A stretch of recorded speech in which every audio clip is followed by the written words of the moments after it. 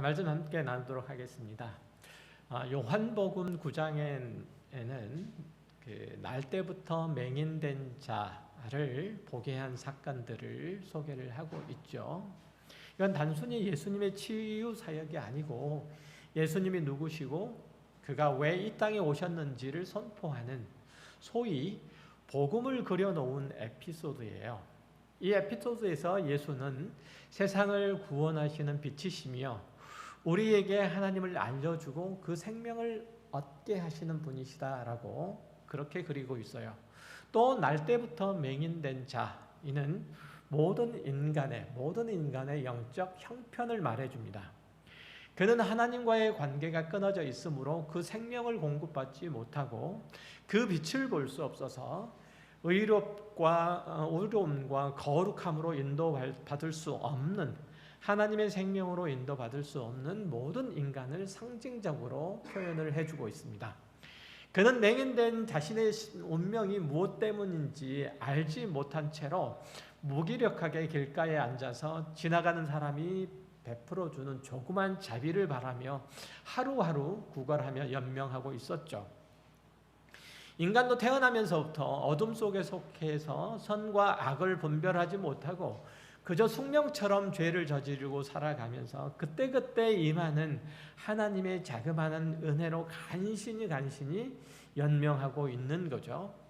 로마서 3장 10절 이하를 보면 모든 인간의 현재적인 형편들을 잘 말해주고 있어요. 그 중에서 한 절만 읽어볼게요. 기록된 바 의인은 없나니 하나도 없으며 깨닫는 자도 없고 하나님을 찾는 자도 없고 다 치우쳐 함께 무익하게 되요 선을 행하는 자는 없나니 하나도 없도다라고 얘기를 하고 있죠. 인간은 모두 하나님과 등을 지고 있고 그래서 하나님의 의로우심과 선하심을 따라 살아가지 못하고 결국은 불의와 악행들만 저지르다가 파멸과 죽음으로 그의 운명을 끝낼 수밖에 없다고 성경은 거듭 우리들에게 알려주고 있죠. 그런 영적으로 맹인된 인간의 형편 가운데 찾아오신 분이 바로 예수 그리스도시라는 거예요.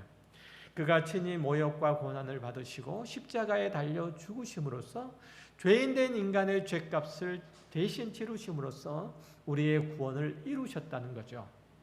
날 때부터 맹인된 자에게 예수께서 찾아가신 것처럼 어느 날 문득 주님이 우리에게 찾아오신 거예요. 우리 중 누구도 예수께 나와서 자기에게 오시기를 요청한 자가 없는 거죠. 우리 중 어느 누구도 스스로 구원을 얻은 자가 없고 스스로 깨달아서 여기까지 온 자가 없죠. 다만 하나님께서 그 은혜로 우리를 부르셨을 뿐이에요. 이 기독교 복음 외에 다른 것들을 붙인다면, 이 복음 이외에 다른 어떤 것들을 붙인다면 그건 큰 잘못을 저지르는 거예요. 사도 바울이 이에 대해서 갈라디아서 1장 9절에서도 이렇게 단호하게 얘기를 하죠. 만일 누구든지 너희가 받은 것 외에 다른 복음을 전하면 저주를 받을지어다, 이렇게 얘기를 해요. 그러니까 오직 은혜가 복음의 가치이고 핵심이라고 그렇게 얘기를 하고 있는 거죠.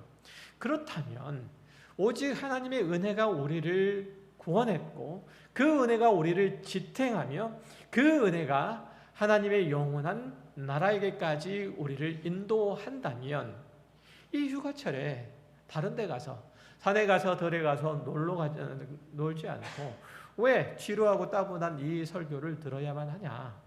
어차피 하나님께서 그 은혜로 구원하실 거면 우리는 무엇 때문에 이 더운 날에 교회에 나와서 열심히 봉사하고 헌신하고 수고를 하는가? 라는 질문을 할 수가 있죠. 복음주의 신앙을 표방하는 이들이 자기 구원을 확신하는 방법은 대부분 무엇으로 시작하냐면 자기 결단이에요. 하나님의 은혜에 대한 올바른 반응을 보이는 것이라는 거죠. 나는 회개하고 예수께로 돌아왔습니다. 나는 예수를 믿고 영접하기로 결단했습니다. 그러니 이제 나를 구원하옵소서. 나를 주님께서 구원한 줄 믿습니다. 이제 하나님께서 나를 구원하셔서 나를 주의 자녀 삼아 주셨으니 이제는 주를 위해서 헌신과 봉사를 하며 살겠습니다. 이런 고백과 이런 실천에서 자기 구원의 확신을 갖고자 하는 이들이 그들인 거죠. 그러나 그것은 지극히 사람 중심의 구원이에요. 우리가 보통 구원을 얻는 것과 그 구원을 확신하는 그 시점 간에는 많은 차이들이 존재를 해요. 예를 들면 한 아이가 태어나서 자기가 독립된 인격체가 되는 데는 상당한 시간이 걸리죠. 상당한 사건들을 겪게 돼요. 그리고 상당한 배움이 따르게 되죠. 8살쯤 되면은 혼자 먹고 옷도 갈아입고 학교에 갈 때쯤 되게 되지만 그 자신이 독립된 부모로부터 독립된 인격체임을 아는 데는 그것들을 조금씩 행사하기 시작하는 데는 초등학교 5학년, 6학년쯤 되어야 되는 거죠.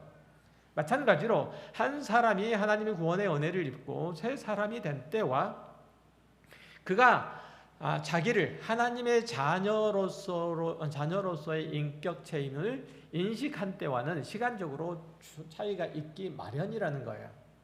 그럼에도 불구하고 한국교회는 예수를 믿습니까? 지금 죽어도 천국 갈 수 있습니까? 라는 질문에 네 하고 확신 있게 대답을 해야 구원을 얻은 사람이라고 여태까지 인정을 해왔어요. 그러나 성경은 그렇게 우리의 구원을 가르치지 않아요. 오늘 본문에 보면 길거리에서 구걸하던 맹인이 그에게 네가 어떻게 눈이 뜨게 되었느냐 라고 사람들이 질문을 했을 때, 또 그들이 맹인들을 데리고 바리새인들에게 갔을 때도 그 누구도 그에게 누가 그런 일들을 행했느냐라는 데는 전혀 관심이 없었죠. 누구도 그 일을 행한 자, 그 맹인의 눈을 뜨게 한 자가 누군지에 대해서는 관심이 없었고 그 일들이 일어난 사실에만 관심을 뒀다는 거죠. 다만 침을 뱉어서 진흙을 이기서 눈에 바르고 실로암 못에 가서 씻었더니 볼 수 있게 되었다라는 것과 그 일이 안식일에 일어났기 때문에 율법에 어긋난다라는 그런 판단만 있었던 거죠. 물론 간과할 수 없는 것은 진흙을 바르고 실로암 못에 가서 씻으라는 말씀에 순종해서 그가 보게 된 경험은 간과할 수는 없어요. 그러니까 그 경험들은 그 맹인에게 있어서는 분명한 자기 체험인 거죠. 그러나 생각을 해보면 이 맹인이 보게 된 것, 그것은 진흙을 발랐기 때문인가요? 아니면 그 일을 예수님께서 하셨기 때문인가요? 그 일을 행한 이가 예수님이기 때문에 그가 눈을 뜨게 된 거잖아요. 그렇죠? 진흙을 발라서가 아니고. 그런데 인식의 차원이 이 맹인과 그리고 주변 사람들의 인식의 차원은 거꾸로 되어 있었던 거죠. 그러니까 맹인된 자가 경험하고 인식할 수 있었던 것은 진흙이 자기 감긴 눈에 발려졌다는 그 불완전한 인식, 정보 외에는 없었던 거예요. 그 일이 있기 전에 예수님이 그에게 찾아오셔서 땅에 침을 뱉어서 진흙을 이기셨던 그 일들은 그는 인식할 수 없었잖아요. 단지 진흙이 발라졌다는 사실, 그리고 눈을 그 실로암 못에 가서 그 눈을 씻으라는 그 말, 이거밖에는 인식할 수 없었던 거죠. 그리고 눈을 떴던 사실 말이죠. 그러니까 그는 그 일들이 자신에게 적용되기 시작한 때부터만 그는 인식했다는 거죠. 마찬가지로 우리가 회개하고 예수를 믿고 하나님을 알게 된 이 구원은 일부분만 인식하고 있는 거예요. 일부분만. 그거보다 먼저 하나님께서 우리에게 찾아오셔서 우리를 일깨우시고 우리의 죄를 보게 하시고 그 결과가 파멸뿐이심을 알게 하시는 일들이 있는 거예요. 간단히 말하면 오직 하나님만 우리의 구원의 유일한 원인이 되셔서 그 일들을 이루신다는 뜻인데 우리는 그 사실들을 전부 인식하고 있지는 못하잖아요. 심지어는 이런 분도 있을 거예요. 내가 예수를 믿고 지금까지 십수년 동안 신앙생활을 해왔는데 아직까지 내가 특별하게 누구는 몇 날 며칠 동안 그 자신의 저지른 죄를 통회하고 자복하고 울었다는데 나는 그런 경험이 없어. 그죠? 그런 경험이 있으신 분도 있고 없으신 분도 있으시죠. 그런 경험조차도 마찬가지라는 거예요.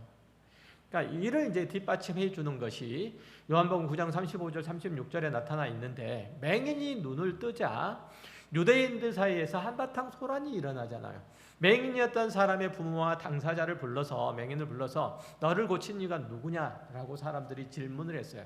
그들은, 유대인들이 그리스도의 그 부모와 그 장인 당사자는 이 유대인들이 예수를 그리스도라고 말하면 유대교에서 출교할까 두려워서 제대로 대답하지 못하죠.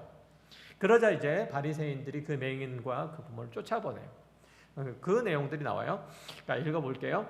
예수께서 그들이 그 사람을 쫓아냈다 하는 말을 들으셨더니 그를 만나사 이르시되 내가 인자를 믿느냐 대답하여 이르되 주여 그가 누구시오니까 내가 믿고자 하느냐 라고요. 그러니까 사람들에게 쫓겨난 맹인을 예수님께서 찾아오셔서 물으세요. 내가 인자를 믿느냐라고요. 그러자 이 맹인이 아멘 믿습니다 이렇게 대답한 게 아니고, 주여 그 인자가 누구신지는 몰라도 내가 믿고 싶습니다라고 말한 거예요. 그러니까 맹인은 자기 눈을 뜬 기적을 경험하고서야 비로소 그 안에 작은 믿음이 생긴 거예요. 예수라는 이가 누구신지를 알고 싶은 그 궁금증이 생기기 시작한 거예요. 이제야 과연 이 사람이 다른 이와는 달리 내가 믿을 만한 분이신가? 라고 하는 그 질문에 긍정적인 답변을 하기 시작하게 된 거죠. 즉 다시 말해서 예수 그리스도에 대해서 인식하기 시작한 거란 말이죠. 흔히 예수를 믿으면 그것이 조건이 되어서, 내가 신앙의 고백을 한 것이 조건이 되어서 구원이라는 선물을 결과로서 얻는다고 생각을 하죠. 그러나 결단코 그렇지 않아요. 우리에게 어떤 이유도 또 어떤 근거도 없는데 하나님께서 우리를 구원하시기로 작정하시고 우리를 그 자녀로 삼아주신 것에서부터 우리의 구원은 시작해요. 우리는 애초에 하나님에 대한 감각도 관심도 없었어요. 그런데 어느 날 내가 죄인인 것을 알게 되고 내 행위의 더러움과 치졸함을 보게 돼요. 그거는 내가 교회에 나오기 전일 수도 있고 교회에 나온 이후일 수도 있어요. 그리고 이제 그 죄가 자신을 무겁게 짓누르고 있고 거기서 스스로 벗어날 길이 없다는 것을 이제 알게 되죠. 그래서 예수 앞에 나와서 죄를 회개하고 고백하고 회개하죠. 내가 회개하고 믿기로 해서 예수를 내 삶에 초청한 것이 아니라 거꾸로 예수님께서 우리에게 찾아오셔서 나에게 찾아오셨기 때문에 내가 회개하고 예수를 믿을 수 있게 되었다는 얘기예요. 그것이 하나님의 은혜고 하나님의 사랑이에요. 왜 하나님이 나 같은 것을 구원하셨나? 이것에 대해서 대답할 수 있는 사람은 아무도 없을 거예요. 그것이 믿음의 선진들의 고백이기도 하죠. 우리의 신앙의 고백이 우리의 구원을 이룬 것이 아니라 하나님의 은혜가 우리를 구원에 이르도록 한 거예요. 그래서 우리 모두가 이 자리에 있는 거란 말이죠. 자, 그러면 예수를 믿음에 있어서 우리가 할 수 있는 것은 아무것도 없는가? 이런 이제 질문도 해볼 필요가 있죠. 우리가 어떤 요구도 하지도 않았는데 하나님께서 그 은혜를 통해서 우리를 구원하셨다면, 또 그 구원이 취소되거나 변경되지 않는다면 뭐하러 이 더운 여름에 교회에 나와서 이 고생을 하고 있는가? 그 구원이 확인만 있으면 그 다음부터는 적당히 놀아도 되지 않을까? 천국행 열차가 언제 떠날지도 모른데 이 더운 여름날 대합실에 앉아가지고 쭈그려서 마장 앉아서 이렇게 기다리고 있어야만 되나? 여러분들이 천국행 그 열차 타는 대합실에 앉아서 쭈그려 있는 거잖아요 지금. 아닌가요? 앉아서 언제 올지도 모르는 그 열차를 기다리고 있어야 되는가? 좀 놀다 다시 오면 되지 않을까? 라고 생각할 수도 있죠. 물론 하나님의 부르심을 받은 여러분이 그 부르심에 제대로 응답하지 않고 제멋대로 굴어도 하나님의 자녀가 된 것과 천국 시민이 된 것에는 변함이 없어요. 여러분이 만약 하나님을 믿고 구원을 얻었는데도 불구하고 탈선했다고 해서 생명력에서 기록된 여러분의 이름이 지워지는 일들은 없다는 얘기예요. 로마서 8장 38절 39절이 그렇게 얘기를 하잖아요. 내가 확신하노니 사망이나 생명이나 천사들이나 권세자들이나 현재일이나 장래일이나 능력이나 높음이나 깊음이나 다른 어떤 피조물이라도 우리를 우리 주 그리스도 예수 안에 있는 하나님의 사랑에서 끊을 수 없으리라. 하나님께서 우리를 부르심은 후회함도 없고 하나님께서 일하시는 그 일에는 실패함도 없다는 거예요. 여러분이 하나님의 사랑을 입은 자인 이상 결코 그것을 꺼내낼 아무것도 누구도 없다는 거예요. 여러분이 이 세상에서 어떤 일들을 겪더라도 어떤 실수를 하더라도 어떻게 게으름을 피운다 할지라도 그래요. 대단히 안심스럽지 않습니까? 그러면 이런 질문이 생길 수 있잖아요. 교회 안에도 믿지 않는 자들이 있다고 하더라. 그래서 구원을 받지 못하는 사람도 이 교회 안에도 있다고 하는데, 그렇다면 내가 구원을 받았는지 어떻게 구별할 수 있을까? 그런 생각, 그런 시도, 제가 조금 더 어색할 수 있는데, 하여튼 설명을 하자면, 구원에는 논리적으로 그렇다는 얘기예요. 논리적으로 구원에는 두 영역이 있어요. 하나는 신분의 변화이고, 또 하나는 수준의 변화예요. 그러니까 흔히 전도자들이 당신은 구원을 받았습니까? 라는 이 질문은 바로 이 죄인의 신분에서 하나님의 자녀로서의 신분이 바뀌었습니까? 라는 것을 질문을 하는 거예요. 그러니까 신분의 변화를 말하는 거죠. 그 구원은 우리의 조건이나 우리의 열심에 관계없이 우리들에게 주어진 거예요. 그래서 그 질문에 대해서 이렇게 대답하는 사람도 구원을 얻은 사람일 수 있어요. 글쎄요, 내가 구원을 받았는지 안 받았는지 잘 모르겠는데요. 이런 사람도 있을 수 있다는 거죠. 그것을 하나님의 선물이라고 얘기를 해요. 조금 어려운 용어로 칭의 혹은 의롭다 여기심이라고 말하죠. 이를테면 한 가정에서 아이가 태어나면 부모는 한 달 이내에 가서 주민센터에 가서 출생신고를 하고 자기 호족의 그 이름을 올리죠. 이것을 가리켜서 칭의라고 하는 거예요. 이를테면. 그러나 우리 구원에는 사탄의 자식에서 하나님의 자녀로 새로 태어나는 그런 변화만 있는 것이 아니에요. 하나님의 자녀로서 우리의 성품과 인격의 새로움으로 인한 삶의 변화를 겪는 부분이 또한 있는 거예요. 자녀가 태어나면 실성신고를 하는 것으로 다 되는 게 아니고 부모의 사랑 속에서 젖을 먹고 자라면서 그 부모가 어떤 사람인지를 인식하게 되죠. 처음에는 몰랐다가 차츰 인식하게 돼요. 그리고 조금 크면 부모와 인격적으로 교제하는 삶을 살아가게 되고 또 좀 더 크게 되면 부모의 가치관과 인생관과 그리고 가풍과 좋은 습관도 그렇고 나쁜 습관까지도 어쨌든 닮아가잖아요. 그러니까 이거는 부모와 교제를 통해서 친교를 통해서 나타나는 일들이에요. 그러니까 그 과정에서 부모는 자식이 잘 되기를 끊임없이 가르치고 훈계하죠. 잔소리도 하고 회초리도 들고 칭찬도 하고 상도 주고 말이죠. 그러니까 그야말로 전쟁을 치르게 돼요. 이 전쟁이 없으면 자식은 바로 자랄 수가 없죠. 하나님도 우리를 그 자녀로 삼으신 후에 칭의라고 하는 그 구원을 하신 이후에 그 형상으로 다듬고 깎아내는 일들을 하셔야 돼요. 이 작업은 하나님 홀로 독단적으로 하지 않으시고 우리의 동료를 일으키시면서 하잖아요. 우리가 우리 자녀를 양육할 때도 우리 독단적으로 하지 않잖아요. 기계적으로 우리를 끌고 가지 않잖아요. 그렇죠? 마찬가지죠. 그러니까 하나님께서도 우리를 인격적으로 우리를 길러 가시는데, 왜냐하면 하나님이 인격적인 분이시기 때문에 그래요. 우리를 하나님의 성품으로 우리를 하나님의 성품으로 그렇게 창조하셨기 때문에 그런 거예요. 그러니까 하나님께서 우리를 변화시켜서 그 자녀로 만드시고자 하는 것은 어떤 기능이나 재주를 장착한 것이 아니기 때문에 그래요. 기능이나 재주를 장착할 거라면 학원에만 보내면 되잖아요. 학교에만 보내면 돼요. 반복 훈련만 시키면 되죠. 그렇죠?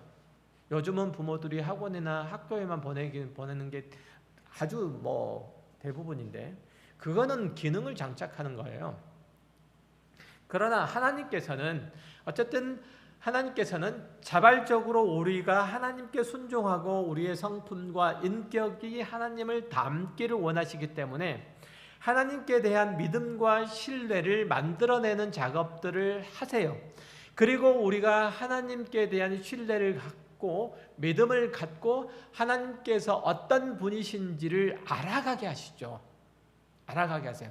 그리고 자연적으로 자연적으로라는 표현이 좀 무섭기는 하지만 어쨌든 그렇게 우리가 하나님을 닮아가는 그 작업들을 하게 하세요.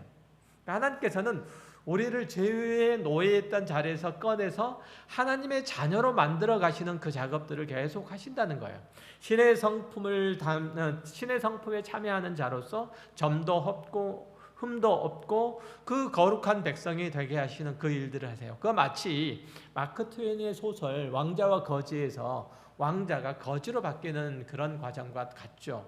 처음에는 더럽고 추한 옷을 입고 구걸하던 자리에서 꺼냄을 받아서 깨끗이 목욕도 하고 머리도 다듬고 왕자의 옷으로 갈아입는 거예요. 그러나 그걸로 다 되는 건 아니잖아요. 왕자로서의 예절과 포미와 또 말투 이런 것들을 갖춰야 되는데 거지는 그것들을 못 배웠기 때문에 처음에는 주변으로부터 그 왕자가 이상해졌다라고 그렇게 정신이 이상해졌다는 그런 얘기를 듣죠.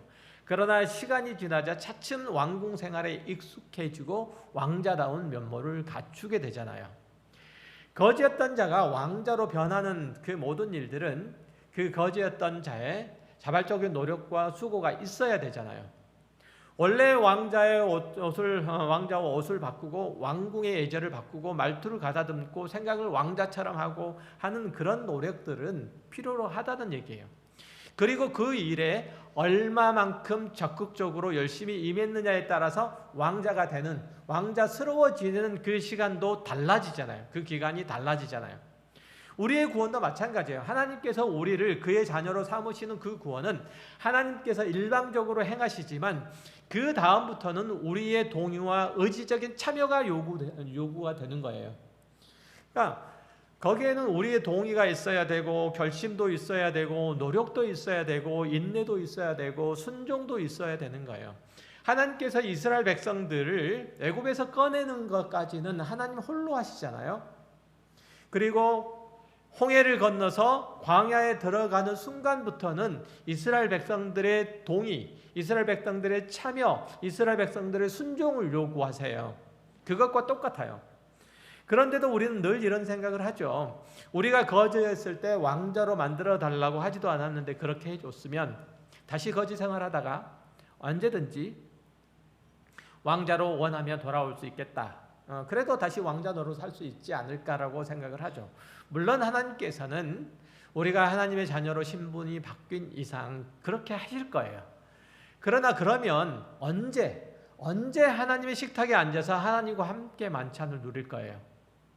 언제 우리가 하나님의 생각을 이해하며 하나님의 성품에 참여하며 하나님의 계획하신 뜻과 그 목적에 함께 그 길을 걸어가게 될까요? 언제? 성도들이 오해하는 부분은 바로 이거죠.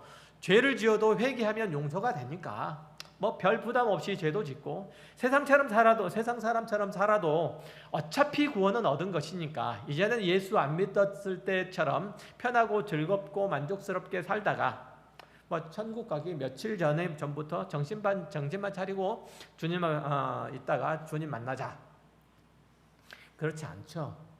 하나님께서 우리를 구원해서 그 자녀 삼아 주신 것은 그분의 의와 거룩을 심어 주시기 위함이잖아요. 그리고 영원한 그분의 나라에서 친밀하고 사랑스러운 그 교제와 사귐을 누리게 하시기 위함이에요. 그러려면 우리가 하나님의 자녀로서 그 아름답고 고귀한 순종을 바쳐야 하는데 그것은 우리의 자발성이 필수적인데 그것을 연습할 만한 곳이 이 세상만한 곳이 없어요. 세상은, 잘 들으세요. 세상은 여러분이 소풍 나온 곳이 아니에요. 김밥 싸들고 소풍 나온 곳이 아니에요. 하나님의 자녀로서 그 임재를 인식하고 그 말씀에 순종하고 그와 교제를 나누며 사는, 그분께 순종하며 교제 나누는 삶을 살아가는 그런 훈련을 하는 곳이에요.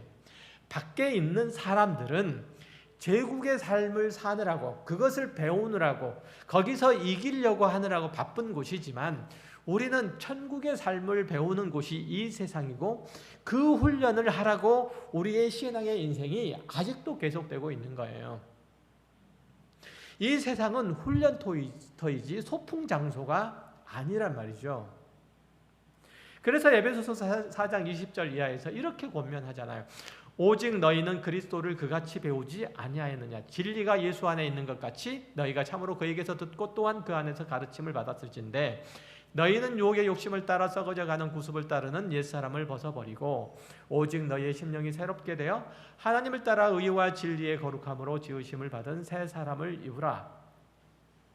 우리는 부지런히 옛사람의 생각과 습관과 삶의 방식들을 버리기를 계속해야 된다는 거예요.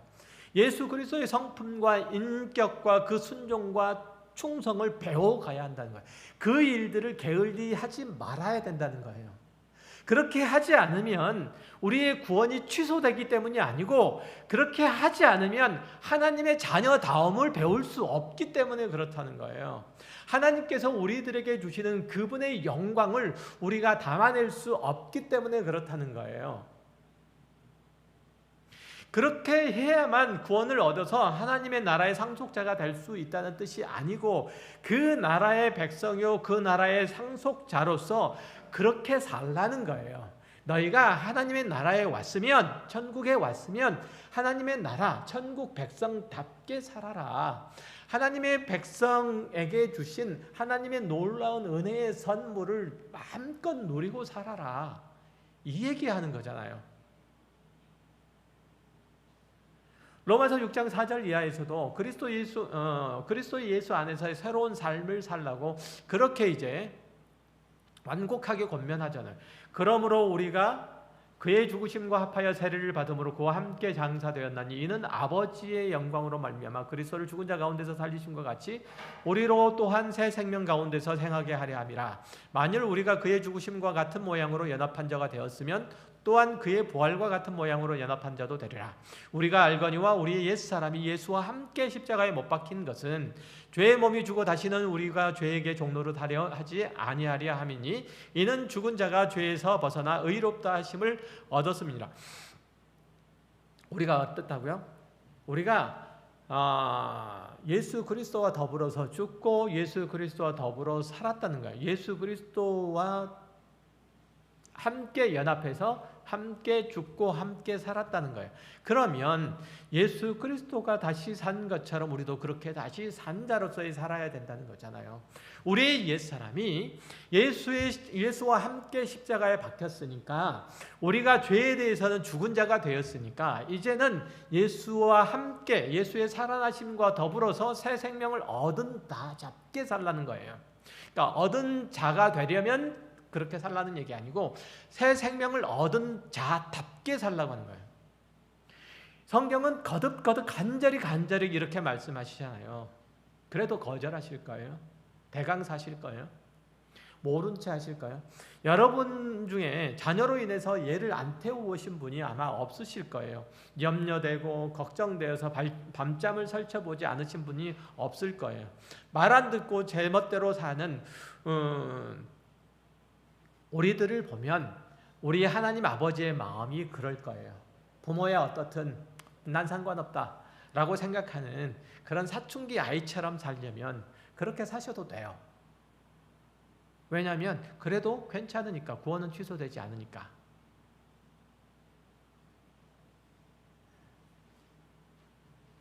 그렇게 하실래요? 조금은 더 나아가야 되겠죠.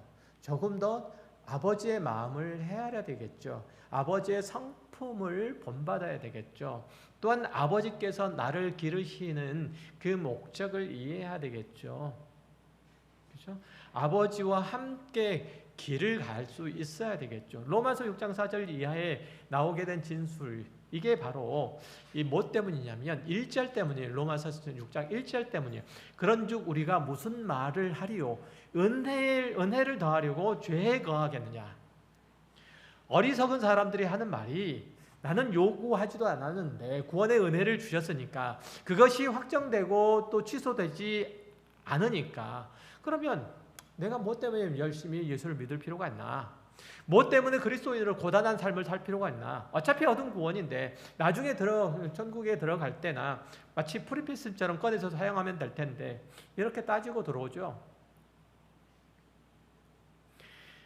날 때부터 맹인되었던 자가, 그가 있던 자리가 구덩인지, 진흙 구덩인지, 아니면 쓰레기 더미인지, 아니면 깨끗한 왕궁인지, 잠을 잘 곳인지 못 잘 곳인지 그는 몰랐던 자죠. 그러나 이제 그를 주님께서 보게 하셨잖아요. 빛을 주셨잖아요. 우리를 보게 하시려고 예수님께서 친히 우리 가운데 오셨어요. 어둠 가운데 오셨어요. 그리고 우리를 그 진흙구덩이에서 꺼내시려고 친히 예수 그리스도께서 진흙구덩이에 들어오셨잖아요. 그리고 침을 뱉어서 진흙을 이기시고 눈에 발라서 빛을 보게 하셨고, 그 더러운 곳에서 꺼내서 깨끗하게 씻겨주심으로 더러움이 무엇이고 정결함이 무엇인지 구분할 수 있게 해주셨어요. 그러면 이제 어떻게 해야 돼요? 어떻게 해야 돼요? 그 대답이 방금 읽었던 로마서 6장 4절 이하, 아니 로마서 6장 전체에 다 드러나 있는 거예요. 이렇게 말씀하는데도 여러분의 구원이 계속 흔들리는 것은 그 조건을 여러분에게 찾기 때문에 그런 거예요. 실패하고 면목 없으면 늘 그러죠. 그냥 나는 아닌가 봐. 이렇게 살다가 지옥 가야 될 모양이야. 이렇게 자포자기하는 채 한다고 해서 하나님 속지 않으세요? 포기하지 않으시죠? 오늘은 실패해서 면목이 없지만 그럼에도 불구하고 다시 시작해야 되는 거예요. 우리는 하나님 앞에서 면목은 없지만 그래도 뻔뻔해야 되는 거예요. 뻔뻔해야 돼. 우리처럼 뻔뻔해야 될 사람은 없어요.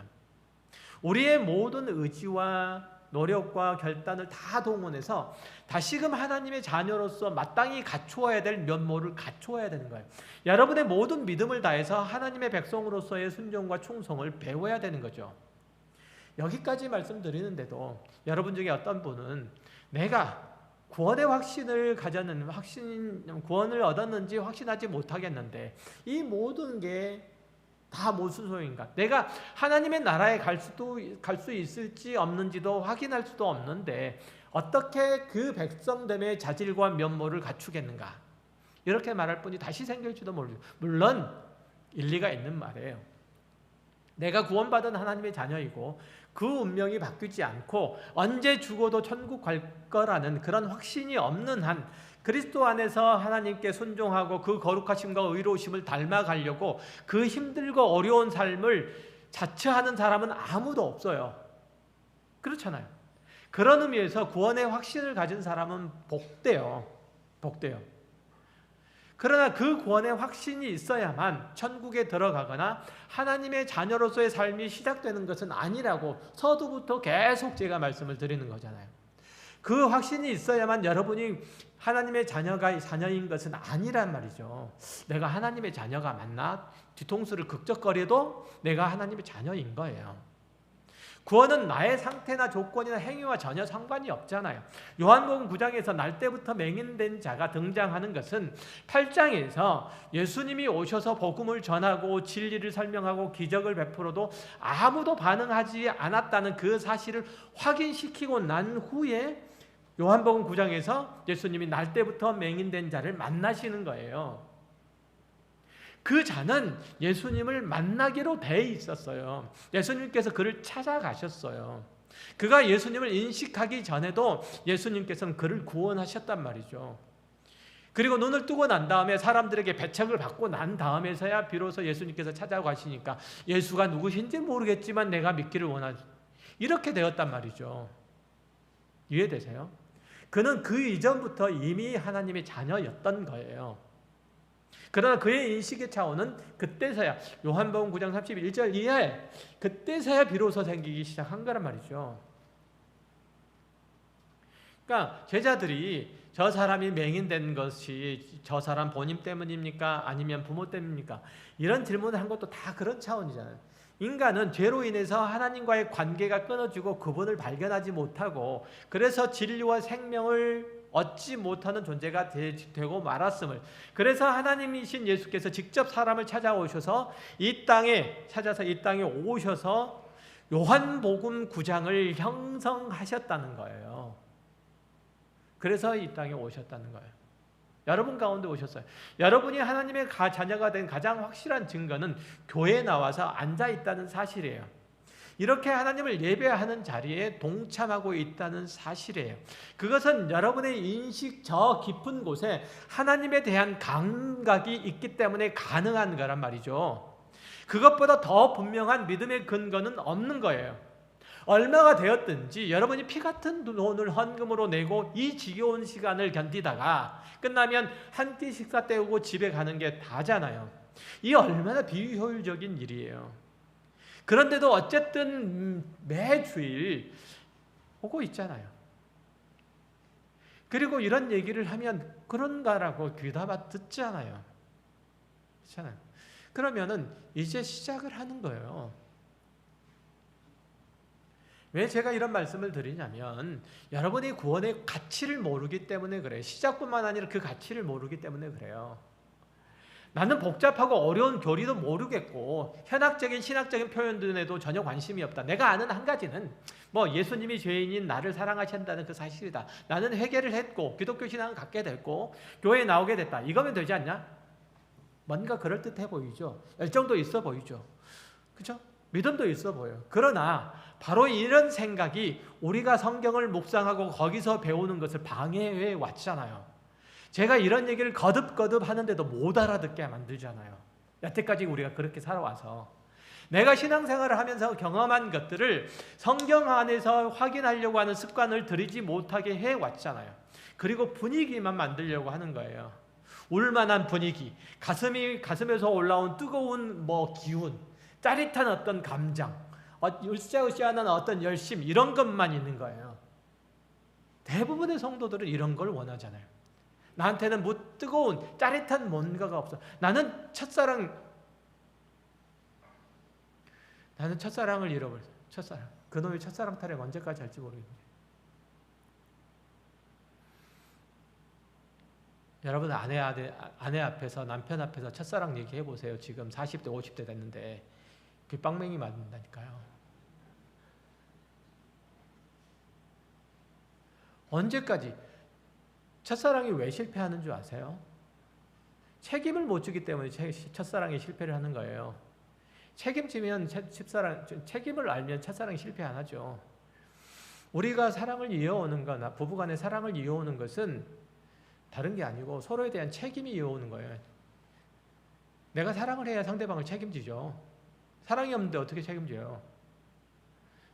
사랑이 없이 그냥 책임감, 의무감으로 살지.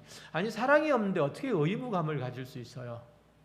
내가 나라를 사랑하면 나라가 요구하는, 국가가 요구하는 의무를 다하는 거, 책임을 다하는 거. 이게 나라 사랑의 증거 아니에요? 세금 내고, 국방의 의무하고, 법과 질서 잘 지키고. 이거 의무 아니에요?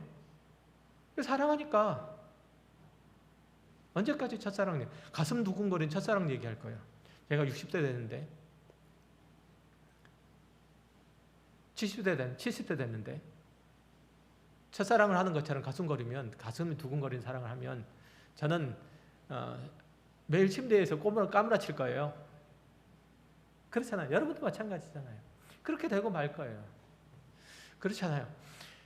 이제 거기서 벗어나야 되는 거예요.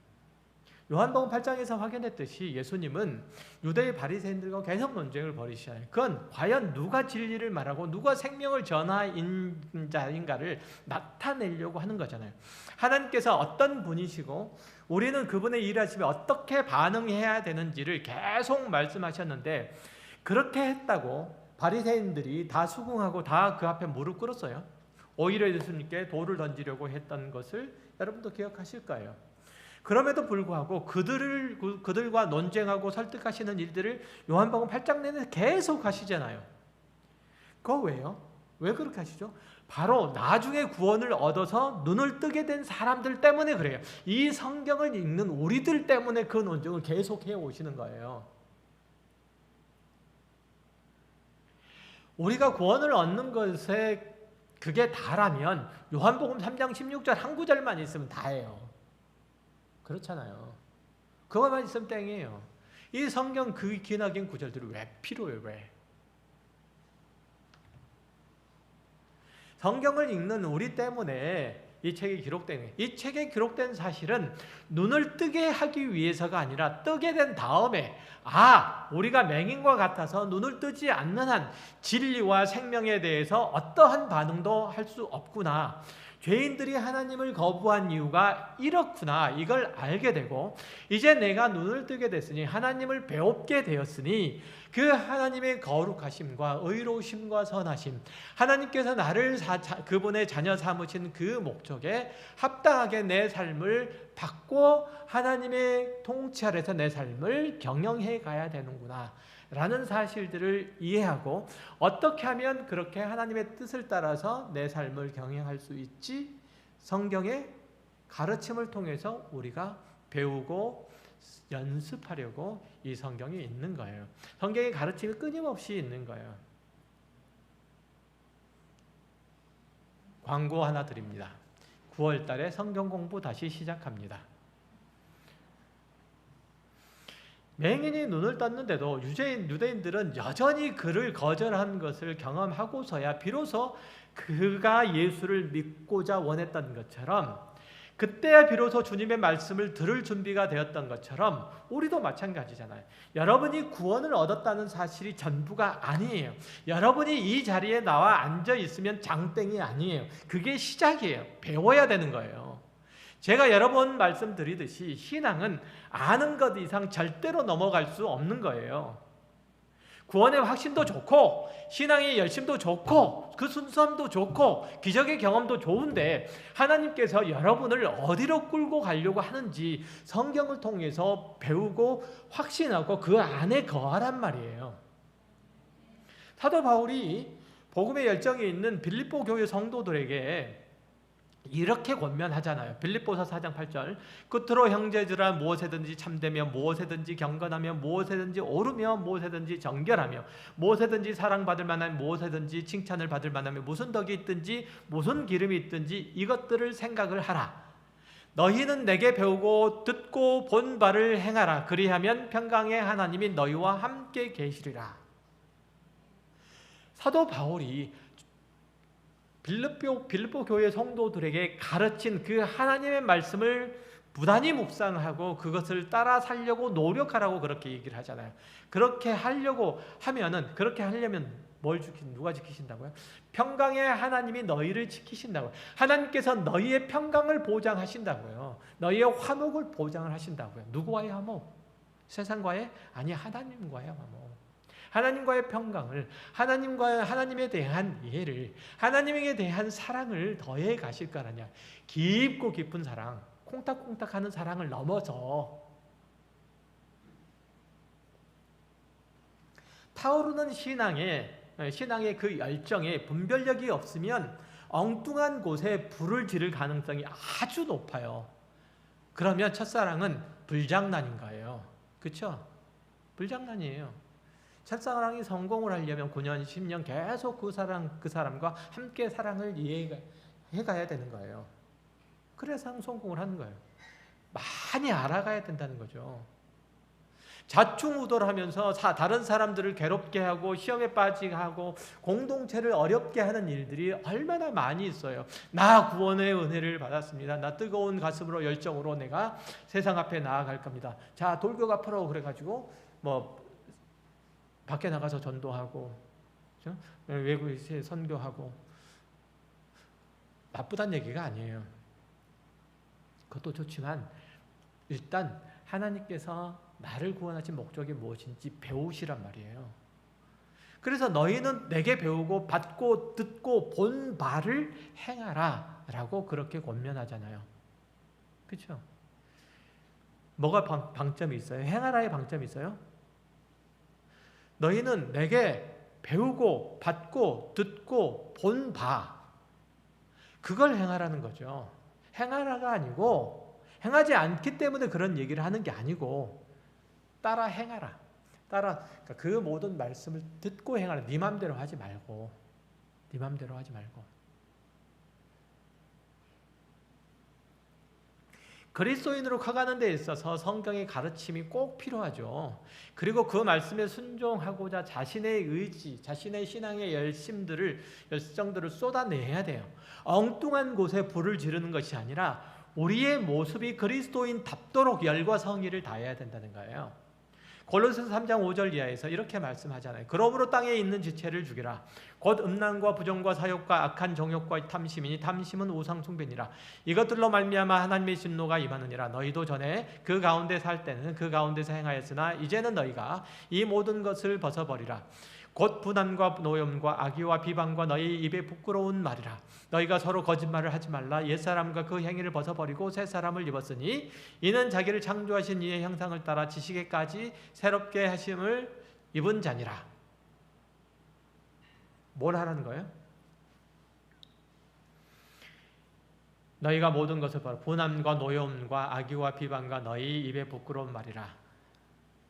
무슨 얘기냐면 눈에 도끼눈을 뜨고 다른 사람 보지 말고 입에 악한 심정을 담고 입에서 누군가를 비난하지 말라는 거예요.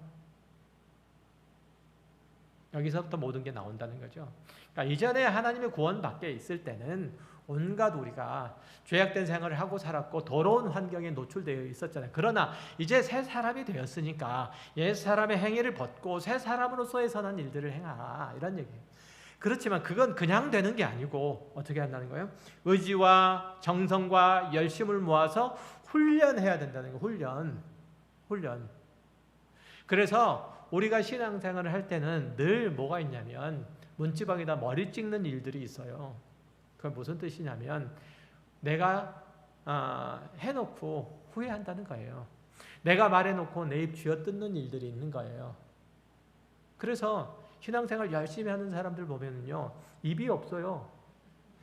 입술이 없어요. 신앙생활 열심히. 저 없어 보이지 않아요? 입술 다 없어져가지고. 다 쥐어뜯어가지고.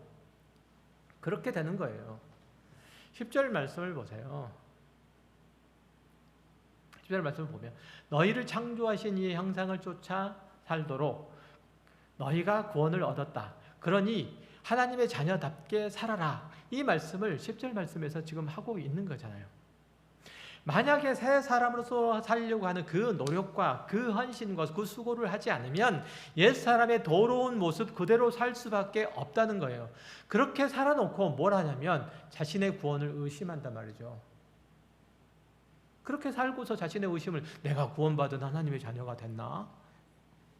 머리 걱적거리고 있단 말이죠. 그렇게 살아놓고 누가 그걸 의심하라고 그래요? 이 자리에, 아까 말씀드렸듯이 이 자리에 온 이상 여러분 하나님의 자녀인 거예요. 그러면 하나님의 자녀로서 이제 살기 시작하라는 거예요. 물론 이 길을 걷는 동안에 실수도 할 수 있고 나태할 수도 있어요. 하나님께서 그것을 감안하셔서 계속 그 말씀을 하시잖아요. 그러나 그것이 우리의 영원한 실패, 우리의 구원의 취소까지 갈 수 없다고도 또 계속 말씀하시잖아요. 그러니 더욱 분발하라는 거예요. 될 대로 되라 자포자기하거나 그래도 뭐 구원하시는데 이런 안일함의 근거가 돼서는 안 된다는 얘기잖아요. 하나님의 은혜로 구원 얻은 자는 그 풍성한 은혜와 긍휼과 자비, 이거로 인해서 십자가를 지는 자리까지, 자기를 부인하는 자리까지, 경건을 연습하는 자리까지, 하나님과 친밀한 교제를 나눈 자리까지 가야 한다는 거예요. 나는 이 세상 무엇도 다 없어도 괜찮은데 내가 지금 당장 나가서 빌어먹는 한이 있더라도 나는 주님만 있으면 돼. 나는 주님만 있으면 돼. 대답을 안 하시네. 나는 주님만 있으면 돼. 다시. 나는 주님만 있으면 돼. 아멘 했어요? 다 지금 하나님 다 알고 계실 거예요. 그것만 있으면 되는 거예요. 이 고백만 있으면 되는 거예요. 나 다 필요 없고 나 당신만 있으면 돼. 우리 그 말 하잖아요. 그렇죠? 당신만 있으면 돼. 이렇게 고백하는 것처럼 나는 하나님 한 분만 계시면 돼. 난 다 필요 없어. 이 자리까지 가야 된다는 거예요. 우리를 구원하신 그 하나님의 사랑이 그런 거예요. 그 사랑이 그런 거예요. 난 너만 있으면 돼. 너를 위해서라면 난 뭐든지 다 할 수 있다. 이게 하나님께서 여러분을 위해서 고백한 바예요. 그래서 우리도 그렇게 고백하시라는 거예요. 하나님이 그 사랑과 그 사랑을 책임지는 열심은 아무도 막을 수 없다는 거잖아요. 그게 로마서 8장에서 얘기하는 거잖아요. 그러니 머리 굴릴 생각하지 마세요.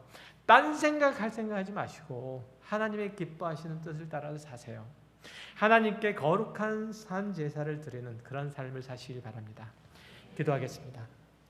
하나님 감사합니다.